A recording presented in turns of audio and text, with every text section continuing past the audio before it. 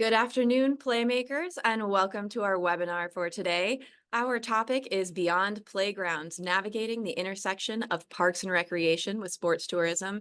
You are in for a treat over the next hour. We have some incredible panelists today. I'm going to let them introduce themselves.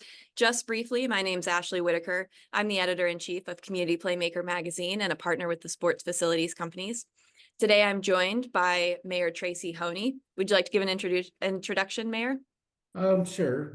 Just as you said, Tracy Honea. I'm the mayor of Albertville, Alabama. We have the Sand Mountain Park and Amphitheater that was, we're in our third year of operation. Perfect. And I'm also joined by Mayor Lynn Spruill. Yes, thank you very much for allowing me to be here. I'm Lynn Spruill. I'm the mayor of the city of Starkville, Mississippi. And we have Cornerstone Park that we just opened officially with ribbon cutting this past year, but now the full year of activity is starting this year. Wonderful to have you. We also have Suzy Fisher with us today. Hi, everyone. Thank you so much, Ashley. Suzy Fisher. I'm a lifetime Parks and Recreation professional. Been with Sports Facilities Companies for 3 years, and my last position was Assistant City Manager with the City of Delray Beach in Florida. Welcome. And finally, Mike Kelly, wrap us up here. Hi, I'm Mike Kelly. I'm the Executive Vice President with SFC. I oversee the day-to-day operations for the company. And in my former life, I was almost 30 years in municipal government in the city of Chicago, working both for the city of Chicago and Mayor Daley, all the way through the Chicago Park system and being the general superintendent and CEO those last 10 years. Awesome. Thanks for being here, panelists. So I'm going to set the stage briefly before we get into the questions on the topic of this collision or this intersection between parks and recreation and sports tourism. So youth and amateur sports tourism, it's a $39.7 billion industry, predicted to reach about $77 billion by 2026. That has been steadily growing really over the last decade and started to collide with the parks and rec industry, which is a $201 billion industry as of 2021, has provided an oasis through COVID and is a mainstay in communities nationwide. So when we talk about this convergence or this collision, it's really a new model emerging that we're seeing. In the infancy of the industry of sports tourism, we came out of this place of purpose-built just tourism facilities for traveling families. And as the industry sort of evolved, those local residents say, hey, what about me? I want to come and have my kids play in these amazing state-of-the-art facilities. And so the purpose-built has now become a hybrid, a multi-purpose model. And so that's what we want to talk about today. How do projects like this come about? How do you operate them? And as a community leader, when you see this opportunity, what can you do about it? So as we get started, Mike, as you mentioned, 30-year history with the Chicago Park District. Can you tell us a little bit about how you've seen this convergence in real time over the last 30 years? Sure. Obviously, I'm dating myself now, but when you look back and you go back now and you talk about the 90s, really a lot of it was a fight for resources, not only in big cities like Chicago, New York, LA, Baltimore, but also in small towns. And Parks and Rec have always polled at a very high approval rating, like 92%. But when it comes to funding, it becomes a real fight. And it's not that people don't value the resources. It's just that, police, fire, safety, education, transportation take hold. So in Chicago, the big thing to understand our city was the parks are the green fabric of this quilt of a city of these 77 neighborhoods. And it really provides a quality of life for all of us. And as I evolved in government and was lucky enough to be able to steward the park district all those years, we took that fight for resources and we started to look at tourism. And any tourism booklet you saw in Chicago had the parks in there. And from that led to an economic study. And it proved that every single person that lived within a 2-block radius of a park, their property value was higher. Every single home, when you think about a city as big as Chicago.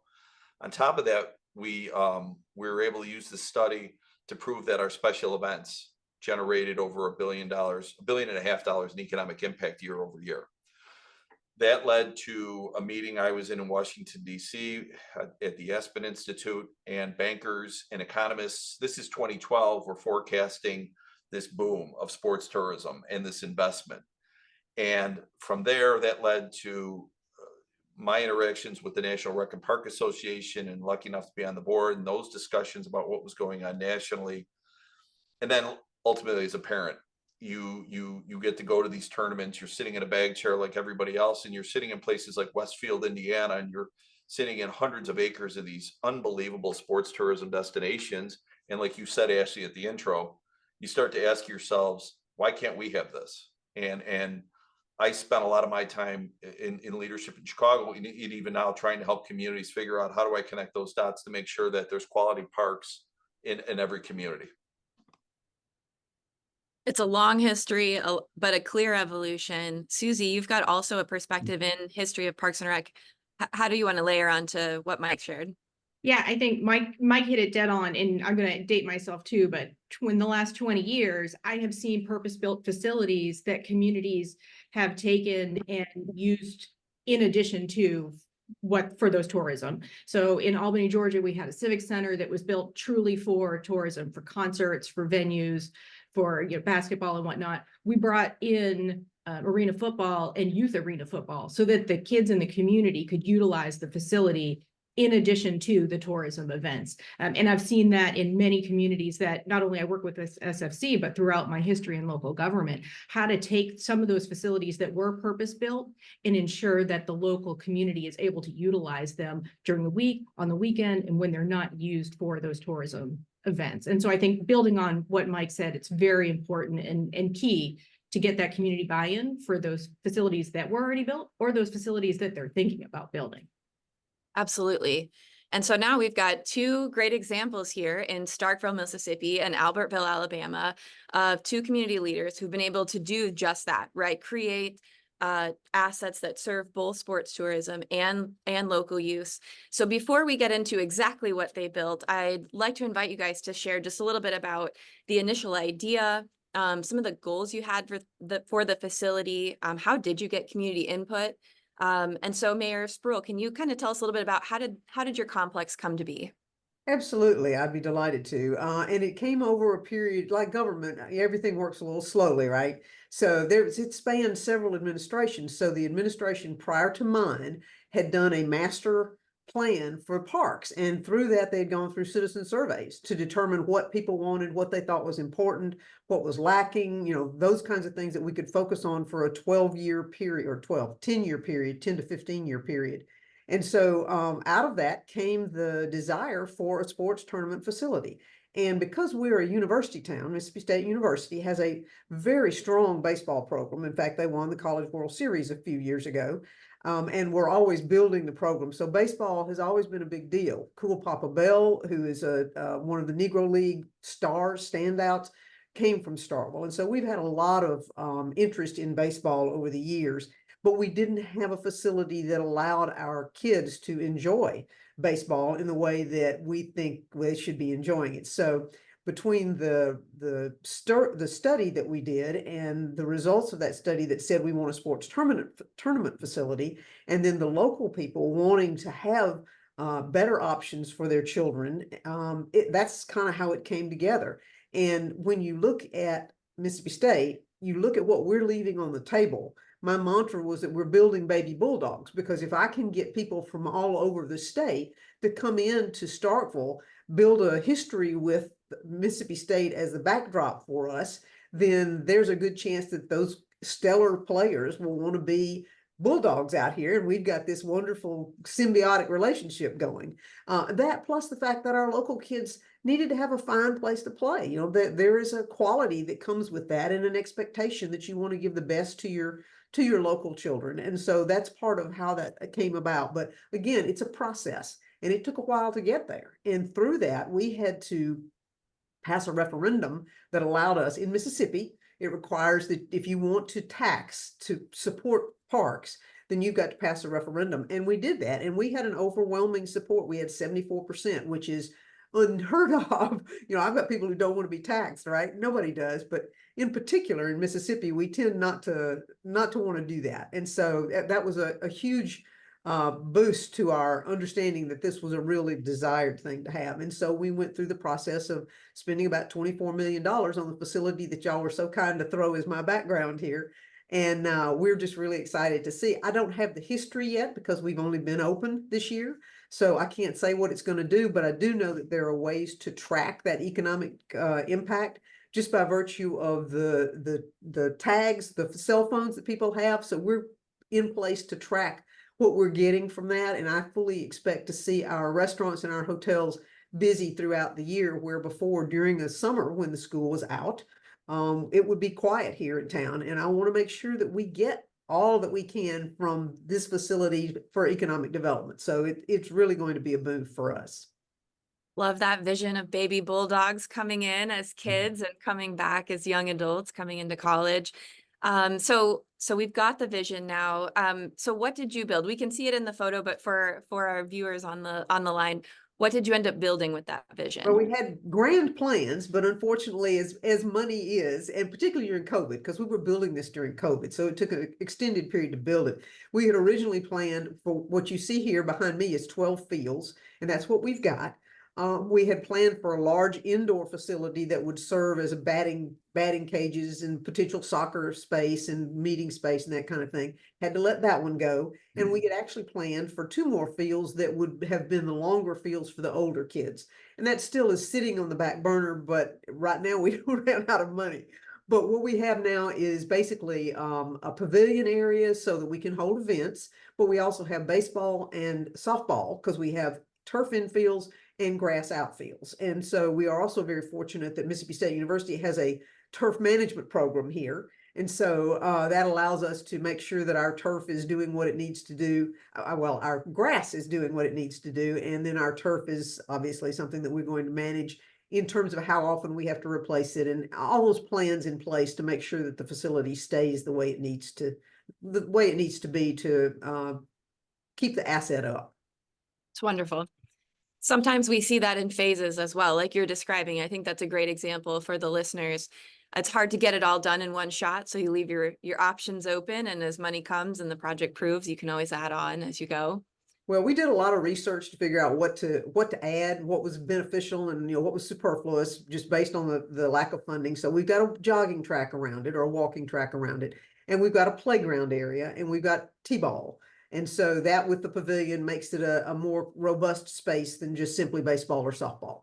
Absolutely. All right, Mayor Honea, let's go to you. You've got fantastic complex out in Albertville.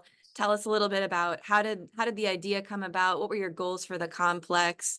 And how did you leverage the community's input in your planning? Well, this administration came in the latter part of 12. There had been some plans put together prior to us coming in as far as doing additions to the what we all call the old recreation center facilities. So with us, soon after we came in, we started looking at what we could do to really make improvements, and kind of make a long story short, we went from just adding gym space and some extra ball fields till we rolled into a real hard planning and economic impact studies. We had 2 or 3 universities within the state to do different feasibility studies and economic impact. So went from that to a phased process to, I mean, and this is over a course of 2 or 3 years, to once we kind of got our confidence up, if you will, and realized, what could be accomplished and what the economic return could possibly be. And once we, again, got the confidence level up to the point of we can do this. Albertville is the largest city within our county, which we're still at 23,000, but we simply wanted to complement what was around us. We've got an adjoining city or an adjacent city that's got a 68,000 acre bass fishing lake, and we've got a beautiful state park within the area. So we didn't want to duplicate what was already here. And so through all that, again, the confidence, we got to the place where we felt like we could really do it. And as the mayor mentioned earlier, we passed a 1 cent sales tax to go toward capital improvements and to help pay for the park as well. And we had overwhelming support with that. But again, I think it's crucial to make sure, and through all this time and process, we included lots of different stakeholders within the community, from coaches, teachers, band directors to business people, you know, getting as much feedback and as we could get, and trying to make sure everybody had a part to play in this. And so once we did that, and the people, you know, at this point, we, you know, had pictures to show kind of sort of what we were planning on doing. So it's been a very, very long process in my mind. I mean, just as the mayor mentioned earlier too, it just not, this doesn't work fast, but I feel like it's extremely important to put as much planning and as much, you know, time and effort as you can, because each community is different, and, you know, they need to do what works for them. And for us, this was, you know, a huge shot in the arm. I mean, again, I mentioned we're the largest city, and this is, some of you have heard me say this, but we're the only city in the county that doesn't have a Walmart. And that sounds simple, but from a retail economic impact, that's a huge thing. And so we've had to work really hard at just getting base hits as we could through the years to pick those dollars up. And there's no question the park has been a huge shot in the arm to bring that to light and make it happen. And that's so.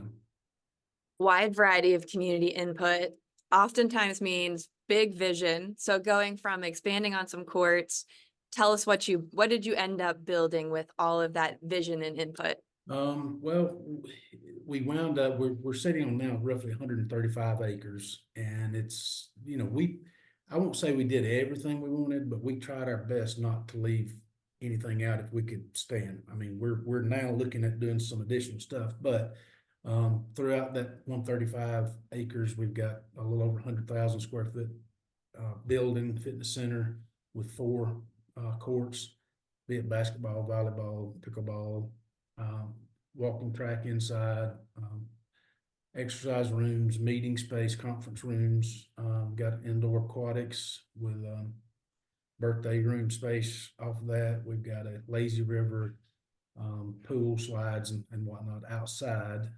We've got 9, all the fields outside are turf. So we've got 9 baseball, softball, turf fields, 5 multi-purpose fields, 16 court tennis, 12 hard courts, 4 clay courts.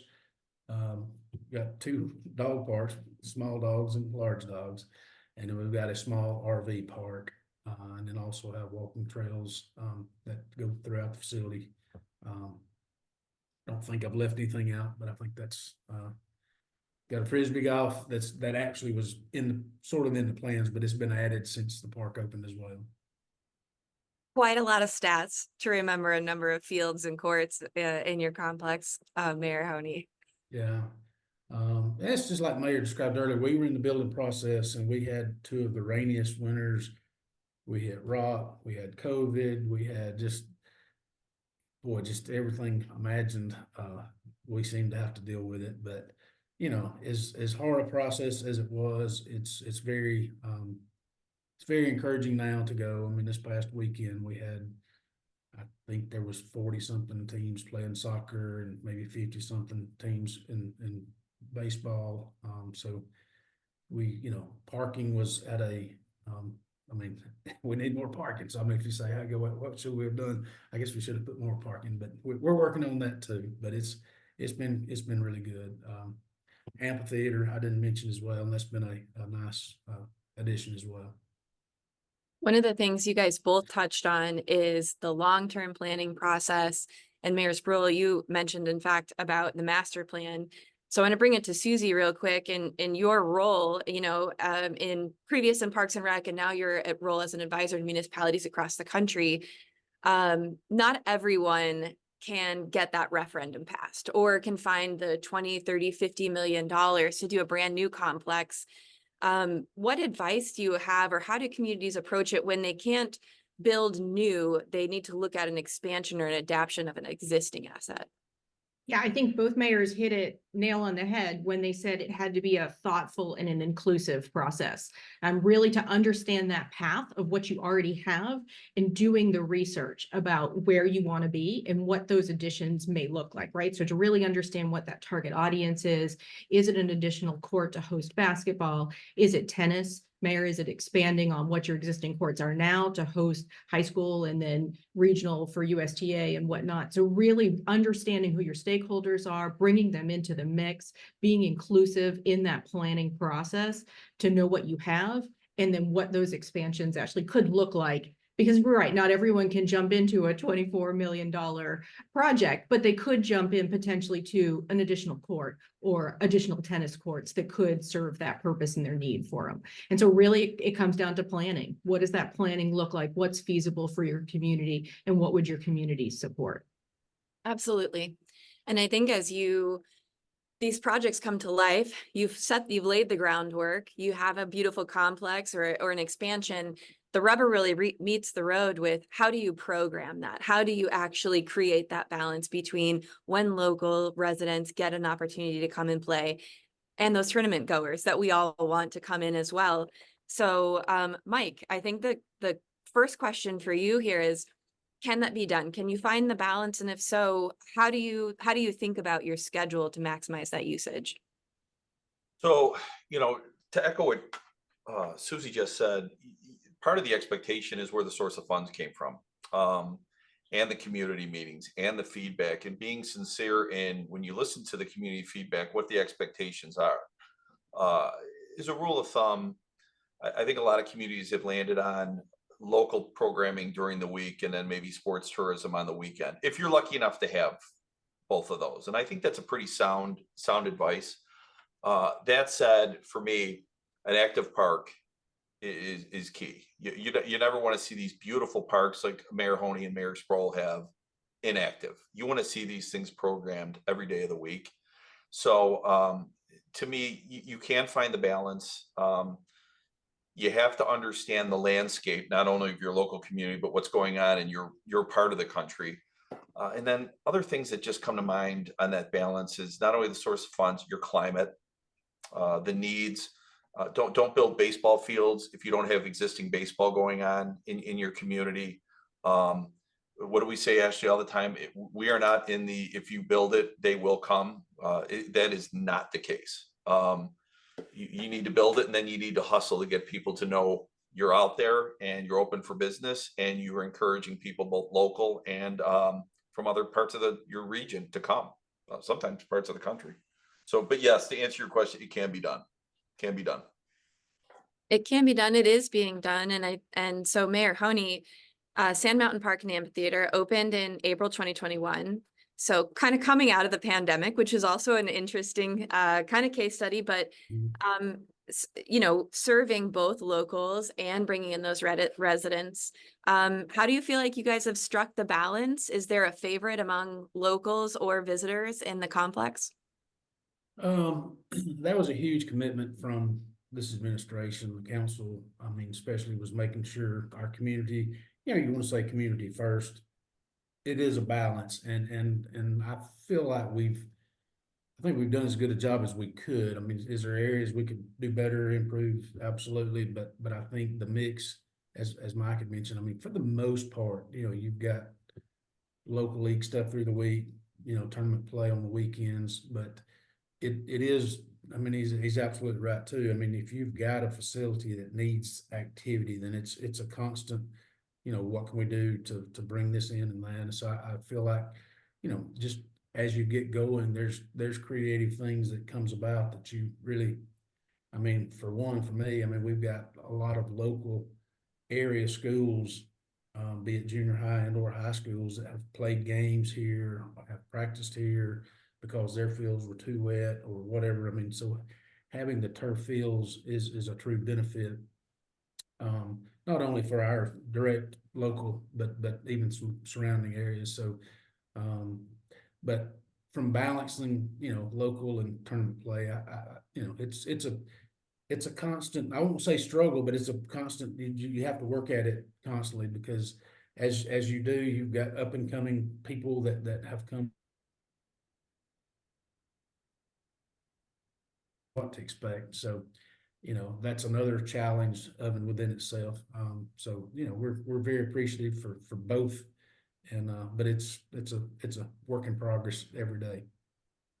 Well, one of the things I think is interesting about what's evolved at Sand Mountain as well is you guys have added some features over the last couple years to continue that engagement, right?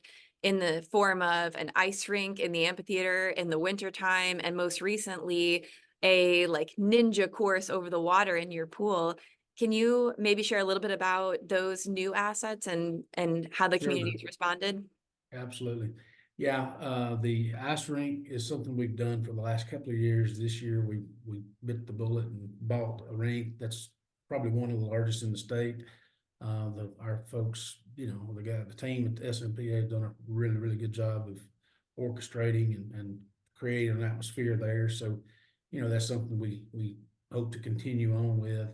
The Ninja, course was just an added benefit. And I think when you build a facility such as this, all the think studies showed that, as you can over short periods of time, if you can add a little feature here or there, which, either one of those weren't small features by any means, but they've been very, very well received. And so I think, it's given just different sectors of the community something else to be able to do. And the Ninja course thing is obviously inside, so it can contribute to those birthday parties and just, there's lots of different competition things that can go on there as well.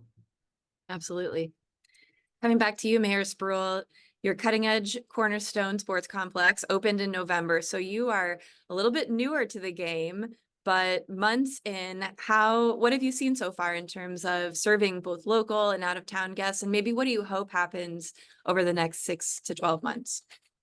Well, we haven't gotten to the point of serving local yet, just in the sense of we haven't started the leagues yet. But when we built this, I was very clear that it was intended to be a both facility, because to me, the locals during the week and the tournaments on the weekend, because the tournaments and visitors through that our 2% money or our additional 1%, 1 penny, it comes from visitors. I mean, we've got visitors coming in from MSU, so they're helping build this as well. So we want to continue that that relationship of the weekday and the weekend. And I think so far we've got weekends scheduled, and we've got an understanding with those who are part of those travel ball that they want to practice. And I think one of the things that probably needs to be mentioned at least is the ability to make sure that you keep your fields in good shape, because if everybody gets on the fields all the time, now that's not true of turf. Obviously, turf has a different life, but in our case, we've got to make sure that that grass is not worn out by constant use, and yet you still want people to come use it. So I think I'm going to end up working through, I'm projecting now, I think I'm going to end up working through the why can't we get on this field? It's open and the weather's nice. And so it's just going to be one of those things where we're going to have to, keep a strong hand on saying we've got to make sure these fields are available for you when you want to play rec ball, and also for the tournaments. And so we're going to have to rest the fields. You're going to have to rotate the fields. And so that's going to be one of those narratives that I'm not really excited about doing, but I know it's necessary. We've got to maintain the asset. And so that is one of the challenges I think that's going to be coming up for me. If we had all turf, probably not so much, but I think that the management is going to be a challenge. But I do think that the community will understand, and I certainly think that the tournament folks will understand. So we're just going to schedule very carefully. I am very confident that we can get that done and still retain a good feeling about being in the park and using the park and having it as a local asset, as well as a statewide, hopefully, tournament asset that people can come to. Absolutely. And I think that's a great point that you make. It's not just about balance of user groups of tournament and local. It's also a balance of maintenance and off time and your people as well, right? I mean, there's a whole equation here for how these things not only are planned and funded, but how do they really operate day to day. That has to be a little bit of a living approach. And as we think about that, there's also, key performance indicators or KPIs that we use to say, how are we doing? Are we succeeding against our goals? So Suzy, I want to hand it to you for a minute here and talk about again, you see so many communities across, and you, Mike, as well. What are some of the KPIs that people use, that community leaders use to evaluate the future success or the current success of their hybrid sports facilities? Yeah, I think as we dive in with various communities across the country, they all kind of have some common goals that they like to see. I mean, what is that revenue generation that they expect to see from the facility? What is that participation, both local and out of town? What does that fall? And Mayor, you're right, it is a dynamic mix of use on local use versus tournament use. And what does that economic impact actually look like in the community, both in the local and what's spent within your community, but maybe, Mayor, what's spent in those sub-communities that are just outside of yours as well, right? That you're having that greater impact in. So as we look at those items, revenue generation, job generation, both within the facility itself, but outside of the facility. So the restaurants that are now have increased use, that have had to hire additional staff, how that really impacts your community. Those are the goals that we see a lot of these communities really striving for, and to set those KPIs so that they're achievable. It really comes back to that feasibility study and that planning on what the asset is and what those projections look like for all of those items. Hard to tell right off the bat when you step into a community who says, here's my goal, I want more people, more spaces, and the best facility that's in our region. Great goals. As we work through those, we really hound those down to put numbers behind them. And what are those numbers look like that could be supported locally and with the out of town visitation into the community? Definitely. Mike, I know we've spoken before. In the city of Chicago, you were a champion to make sure everybody could afford to play. Can you just talk a little bit about your approach there, and how does that impact in a hybrid model or a sports tourism asset? There's a lot there. Part of it's just determination and hard work. I was fond of a lot of sayings, they were like my self-imposed KPIs. One was we will always measure our success by the number of kids we bring through the door. And that was sort of just a constant reminder that we're in the kid business. And another one was the best deal in town, and to always be cognizant of what we were charging, because people do pay a lot of tax in Chicago. And then number three was to never turn a child away for an inability to pay.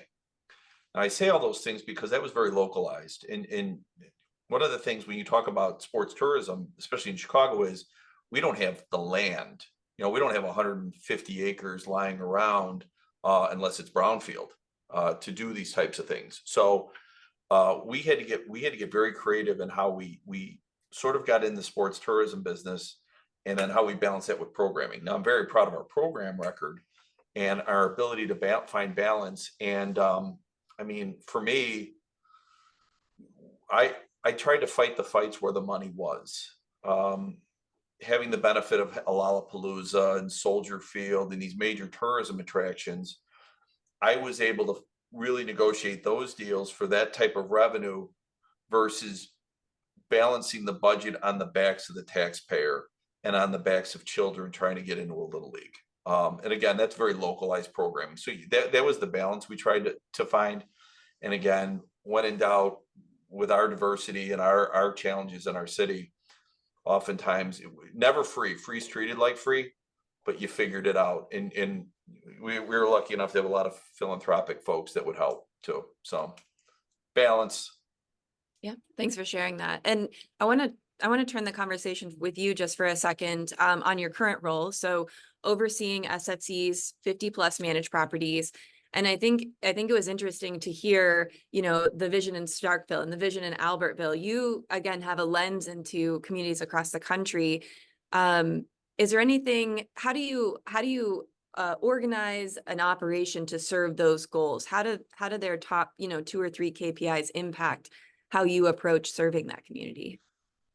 First off, it's getting with your client right away, and your community leadership, and asking those questions. What's your vision? What are your goals? When you have cities like Starkville and Albertville where they have alignment, and exactly when you walk into the room what their visions are, what their expectations are, that makes a huge difference. As opposed to, there are communities that aren't in alignment, where you might have a city council who wants one thing, a mayor wants another, a CVB, a tourism group that wants a third. It doesn't work out as well. So when you get that alignment, that's key. And then from there, you try to staff, you try to market, you try to seek sponsorship, you try to find any sources of funds you can to not only make it a balanced budget, but obviously to generate revenue.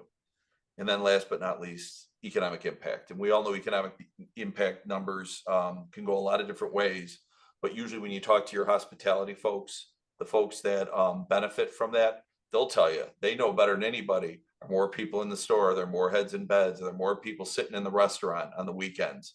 They'll know. Their anecdotes are probably the strongest sometimes, KPIs, which in turn educates operations and how we manage. Absolutely. Economic impact, great segue, or heads in beds, as it's known in the youth and amateur sports tourism space. It's a key performance indicator. It's one of the leading ones, and it's one that actually that industry is trying to broaden outside of just heads and beds, because there's so many benefits these places offer. But that's really a leading indicator of the economic development. And we're seeing these types of assets be absolute economic development drivers. So I want to turn it back to you, Mayor Spruill. What are some of your hopes and expectations for how your complex impacts the economy in Starkville? Well, as I mentioned, because we have this cyclical life that goes with school, my hope is that every weekend is busy and that the heads in beds absolutely is a piece of that. And certainly restaurants. We do have a Walmart. So, you know, the use of that sales tax is important to us. But I do want activity in town year long, because we are built for it. We understand it, we appreciate it, and I think we're ready to handle it. Obviously, a sports tournament facility that brings in 50 to 100 teams is a bump on your weekends when there's nothing going on during the summer. And so that's my hope, is that you will have that constant flow of something going on, so we can have more of a stable base for what we do year in, year out. And I do want to add to it, but you know, we are at the very beginning of the payoff on what we've done. But I would love to have what Albertville has, you know, to have a aquatic facility of some kind. And I wrote down while he was talking the ninja course. I'm really interested in what that is. But, you know, right now, for example, we have taken all of our tennis courts and turned them into pickleball courts. And we're talking about doing pickleball tournaments. So there are multiple ways to do that. This particular facility is obviously geared to softball and baseball, and perhaps some events, some kind of events. But there are other things that you can focus on. We have soccer fields as well. So all of those each bring opportunities for tournaments if you just have enough of a base that people can use them. And so we have been very pleasantly surprised. I don't know, that's not fair. I wasn't too surprised. We've been pleased that our local school system has been willing to partner with us, for example, to do a Babe Ruth tournament in town in July. So we get to use their larger field that's built for the bigger kids, the older kids, as well as our fields that we've got in place. So it's a very nice community partnership. And so I'm really excited about that. And I'm hoping that we can partner with MSU for some of their potential facilities. If nothing else, some of the things that we're seeing in college ball these days is the NIL. So, you know, name, image, and likeness. And if you can bring some of these college ball players out to the field, to Cornerstone, when these kids are here, I think that's a real opportunity for all of that continuing flow from one to the other over the years will happen. So we're trying to take advantage of every opportunity we have of making this a place where people want to be year round. Definitely. And I love what you just said too about the partnership with the schools and different assets. You know, earlier when we asked Suzy about the expansion opportunities, that's a great moment to say, we've got 5 fields here or 8 fields here. Can't those community partnerships, like you said, Mayor, can really let you create 1 + 1 is 3 and really get some movement in your market in terms of being able to host those tournaments. I want to turn it over to you, Mayor Honea.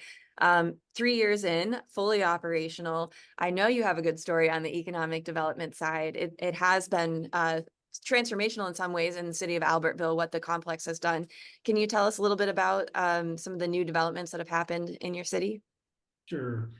And just to go back just a little on the beginning of this process, just because, and I think Mike mentioned earlier in the city, I mean, you know, between police, fire, and you've got all these departments that survive on sales tax dollars. I mean, that's, you can't buy police cars, you can't buy fire trucks, you can't, if you don't have sufficient funding.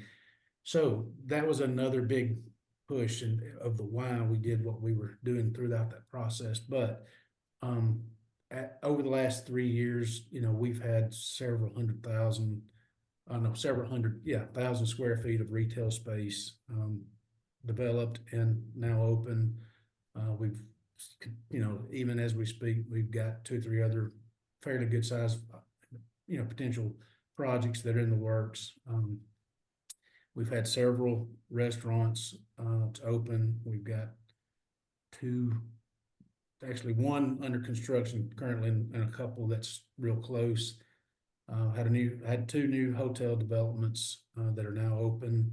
A 3rd that's somewhat in the works. A 4th that's kind of possibly around the corner. So yeah, we're extremely thankful, and you know that you know we've been fortunate enough to have a strong turn of events in regards to economic impact. I mean, I don't know that any of us thought we would be where we're at currently, because, you know, I've described us in a lot of settings as that little fat boy that keeps asking the pretty girls out, keeps being told no, but we keep asking anyway. And eventually, you know, it just starts happening. And we're really that story. I mean, there's not an interstate here. There's not, you know, there's so many things that this small town, you know, people can, and have thrown rocks at for, you know, 40 plus years. I mean, even though it's a great town, it's got made up of awesome people, but when it comes to developing and doing some of the things we've managed to accomplish, it's been extraordinary to kind of be a part of, and to sit back and watch.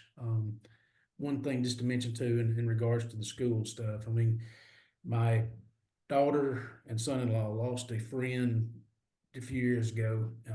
He drowned, but this guy had guided summer camps with them, and he was one of those guys that was just could do anything all around, just a great personality guy, whatever.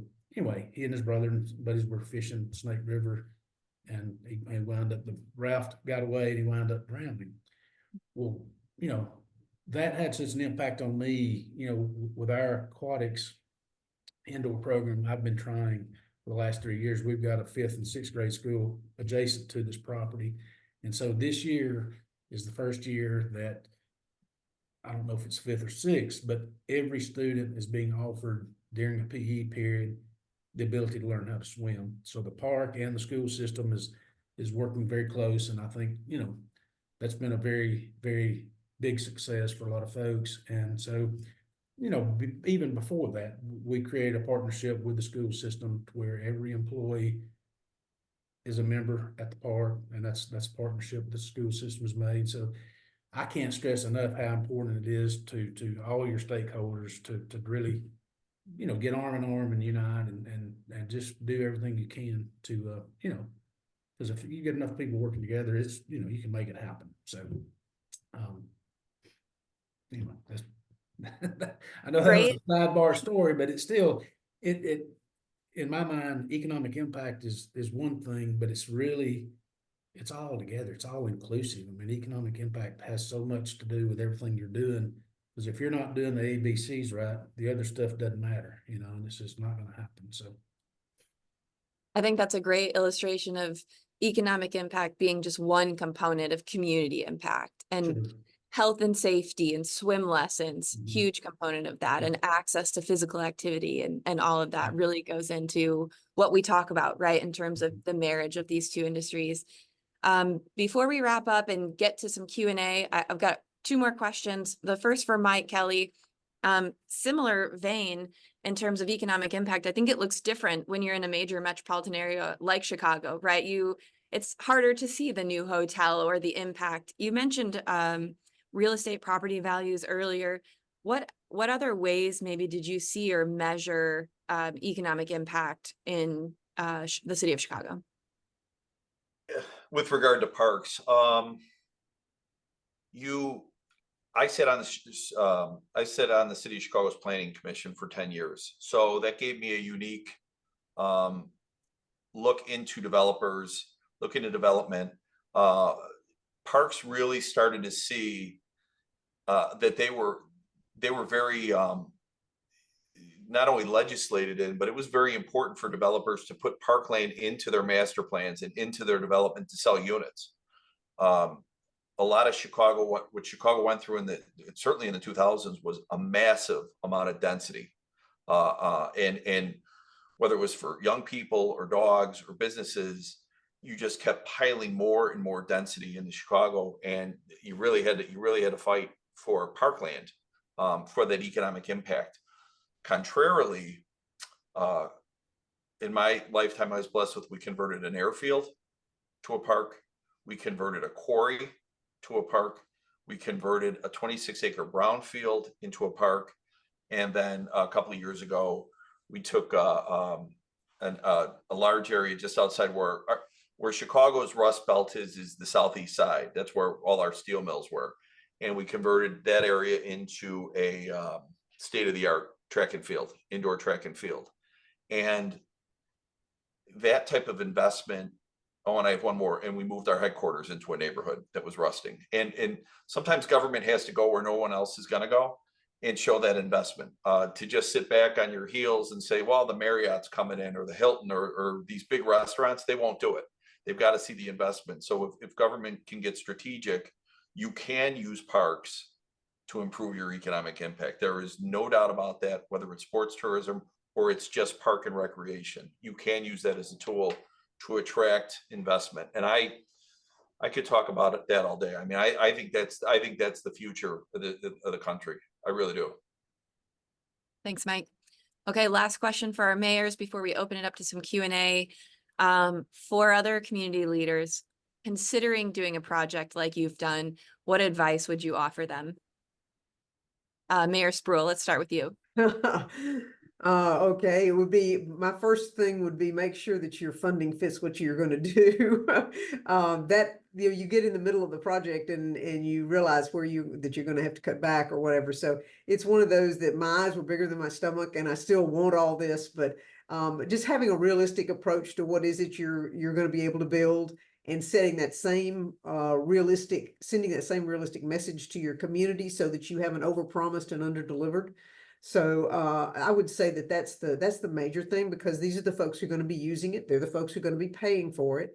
So just make sure that you are setting the proper expectations and meeting the community needs. And I do think a master plan was a big key to us getting the buy-in. So I would suggest the first thing you do is do some sort of master planning, and with a survey and a study that goes with it to say what your community wants. And I will say at the same time, let me also indicate that I'm going to do another one here very shortly. In fact, I'm hoping for some participation from you guys in order to do another master plan study so that we can update it and see, just like pickleball wasn't in existence when we did our original study. So you've got to understand what's changing.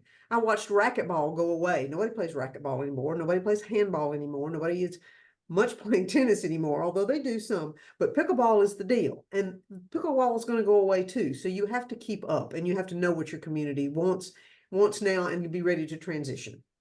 Well said. Well said. Mayor Honea, what advice do you have?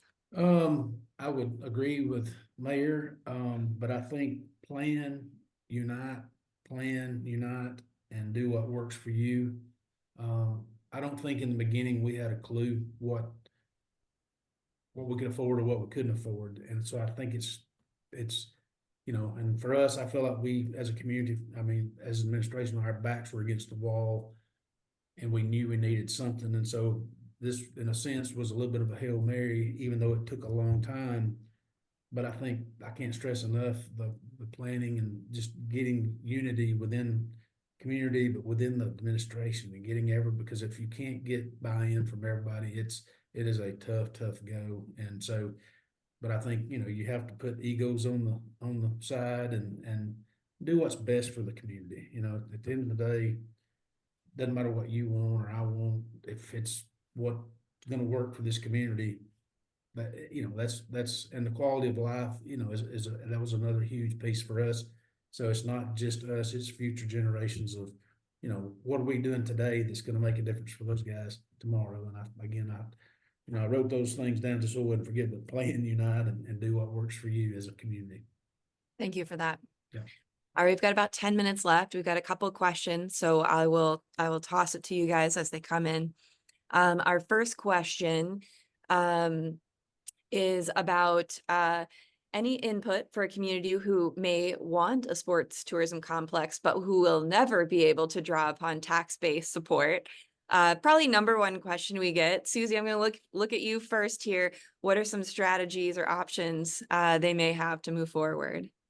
Yeah, I think it's important, one, to understand what funding you may have. I know it says never, and you said never, probably with exclamation points around that. But I wouldn't rule that out initially until you truly gauge the community, right? And what that support is. There are other, as you look at partnerships and funding, what is that? Is there a partnership with the school system? Is there funding available with the school systems or higher, institutional areas? Is there funding through private development as well that could support some of that? So really it's a myriad, right, of what that funding may look like to develop your capital stack. And again, it goes back to planning. Don't rule something out, even though, you think that it may not be a go. Really put the effort into plan to make sure that, that before you even put your effort in and your money in to see if a referendum is something to go forward with, survey the community first. And see what other benefits there may be and other potential partners there may be that could bring money to the table to help you build and start that process. Absolutely. Mike Kelly, anything you want to add to that answer? Yeah, I wouldn't, I would keep fighting the good fight. In the park and rec business, you got to be relentless on the search of funds. I learned that a long time ago from a professor at Texas A&M, and you got to be relentless. I would say one technique I used, once you determine what you were going to build, I would raise my hand and say, okay, we're in for the last third, whatever that cost is. Now let's go out and raise the other 2/3. And I learned over the years, you got to be shameless with pursuing folks. And hopefully you're lucky enough to have some philanthropic or private interests that might be interested in making that investment. All they can do is tell you no. So. Actually, I want to jump right into you. I want to say, just to kind of piggyback off what Mike said, you have to be creative too, right? And so as you look at some of these facilities, Mayor Honea spoke about the swimming lessons. That's really a safety element. And so really to understand what the greater picture is and what the greater outcomes are of the facility can lead to additional funding sources. So yes, be relentless, but also be creative in some of those slots. Absolutely. We have two questions that are kind of the same, but both are along the lines of starting a new sports tourism project. How did you decide as a city who should manage your venue? So Mayor Honea, first maybe here, how did you decide, who would operate your complex and how that would work for you? Oh, as we were in our planning stages, I can't remember exactly what level. I mean, it became evident once we got out of the phase of just doing the additional stuff. And when we started kind of thinking we were going to go bigger than we ever imagined, it was evident that, the city had no business trying to manage something like that. But I can't remember who all we actually interviewed, but SFC, which was a different, SFM, I think before, but, we interviewed those guys, and, obviously the CEO, Jason, we got to know him through that process as well. But, for us, it became very evident early on, that it was a right fit for us. And so, they, sister company helped with some of the, planning through the process of some things within the facilities and whatnot. So, again, for us, once we got to that point where we just knew, hey, this was a bigger animal than and then bringing on the assistance of you guys was very, very much needed and much appreciated. And it's to this day, I think it's been a good partnership. Wonderful. And I swear that's not a commercial. It was an actual question that came in. We've got a couple more, but before I turn it over, Mayor Spruill, I know you made the same outcome and certainly wrestled, I'm sure, with that decision. Anything you want to add to Mayor Honea's answer on how you decided who should operate your complex? Sure. Well, we did some interviews, and I called Mayor Honea and asked him about his experience with you guys.